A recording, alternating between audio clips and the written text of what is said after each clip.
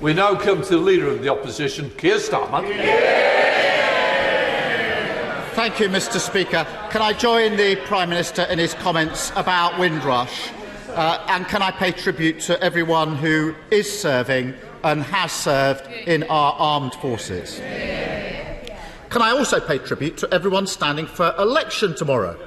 In particular, the plucky Conservative candidate for Wakefield. He's standing even though his own colleagues think he's so useless they held a vote of no confidence in him. Does the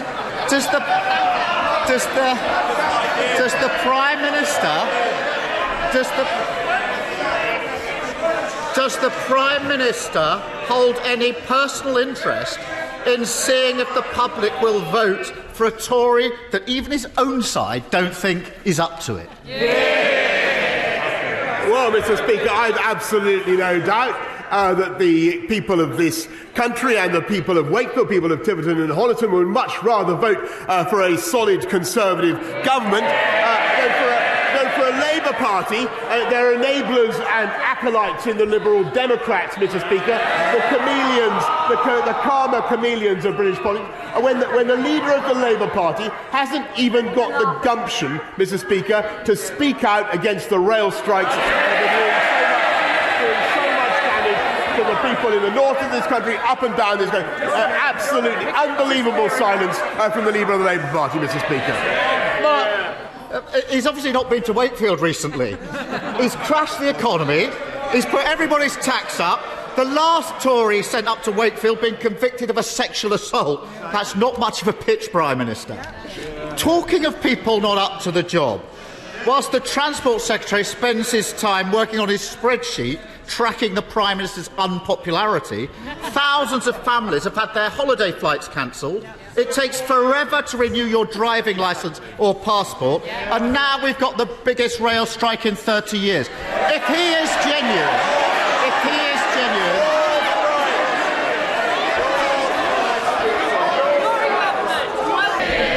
if he's genuine about preventing strikes, will the Prime Minister tell this House how many meetings he or his Transport Secretary have had with rail workers this week to actually stop the strikes?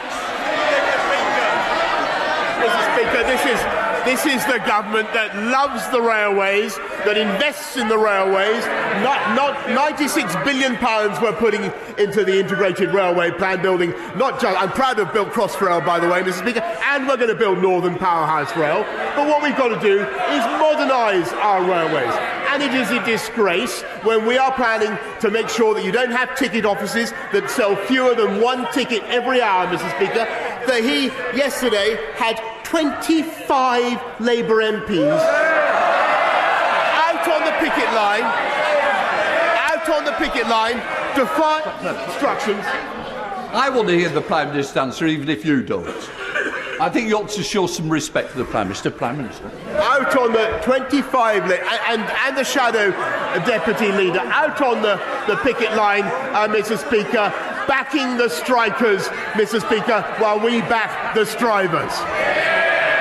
Mr Speaker, on Windrush Day, we celebrate all those who have made Scotland and the UK their home. My party backs calls for a major commemoration for the 75th anniversary next year, so we can properly mark the value contribution that those that came here have made. Mr Speaker, this morning it was revealed that UK inflation is now at a 40-year high. Families right across these islands are seeing their income squeezed as prices rise, bills soar and Tory cuts and tax hikes hammer home. After 12 years in government, the Tories have left the UK economy in the doldrums and pushed millions of people into poverty.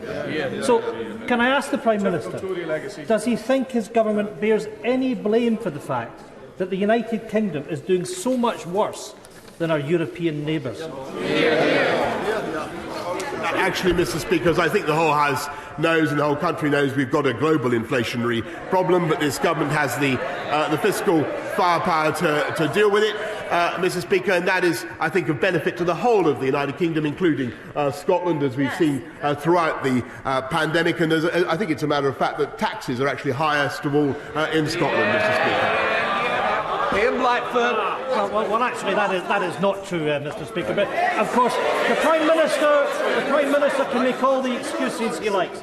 But the fact is, the UK economy is lagging behind on his watch. Actually, if he looks at France, inflation is less than 6% there. This morning's report from the Resolution Foundation and the London School of Economics is the latest in a string of devastating reports on the outlook for the UK economy. The report could not be clearer. The Tory government's disastrous Brexit is driving wages down, pushing inflation up, and will make us poorer over the next decade. But instead of reversing course, the Prime Minister is recklessly threatening a trade war at the worst possible time. Will he finally come to his senses and negotiate an economic agreement with the EU, or is he going to willfully push the UK into recession? Mr. Speaker, nobody wants a trade war, nor is there any need for one. But I think I'm afraid he's underestimating what this country is currently achieving. Not just the Moderna investment, but a record venture capital investment in this country, which has now overtaken China, Mr. Speaker, as a venue for venture capital investment, and not to say nothing of what we're getting in tech. And that, of course, Mr. Speaker, the benefits of that are being felt throughout the whole of the United Kingdom. Speaker, tens of thousands of people were marching through London last weekend, protesting against this out-of-touch government. Rail workers are on strike, Royal Mail workers, NHS workers, teachers and even barristers are on the verge of taking industrial action. All workers are struggling to cope with the worst cost of living crisis in history. Ministers are planning to boost city bosses' pay whilst demanding wage restraint for everyone else. So can the Prime Minister tell me, when is he going to stop meaningless sound bites and instead start supporting working people across our country? If she wants to support the working people of this country, Mr. Speaker, can I suggest she gets off the picket line? Which is where she has been, and supports the and has a word with her leader, Mr. Speaker, and supports the travelling public of this country who want to see a reduction in their costs of transport, which this government is delivering.